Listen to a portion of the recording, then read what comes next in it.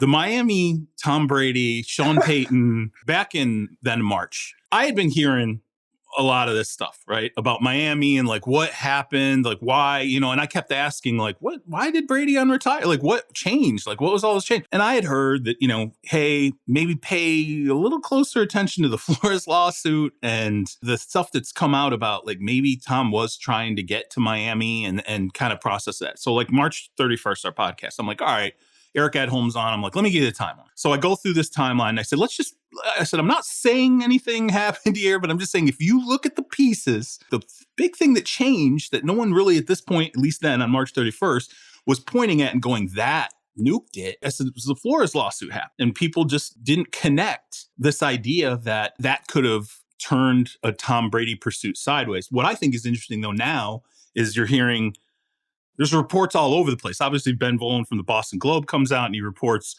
more detail, but now you're starting to see it come out of South Florida that, oh no, this totally was on the rails. If there was an idea of backdooring Tom Brady into the franchise, oh, you're going to bring him in an executive position, and then all of a sudden he's going to want to play quarterback after the Tampa Bay Buccaneers have filled the quarterback slot, so they'll have to trade his rights to us.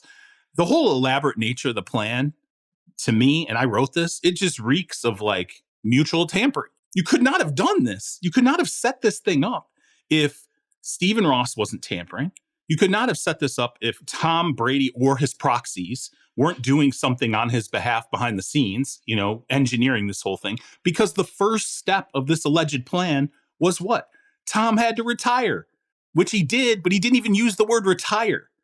Charles, I think the point that you made, which is so smart and people need to focus on, is the lawsuit. And what Brian Flores said in that lawsuit, that Stephen Ross wanted him to meet on that yacht with a certain quarterback. Knowing that quarterback, let's just say that there were issues with that. This is what's funny to me. People don't realize, like they see Tom Brady in this nice image and this carefully crafted image and all of that and the nice guy and the smile and this. These players, some of them behind the scenes are straight up dogs. And I say that respectfully in terms of their business sense and their sense of worth and what they can do and accomplish.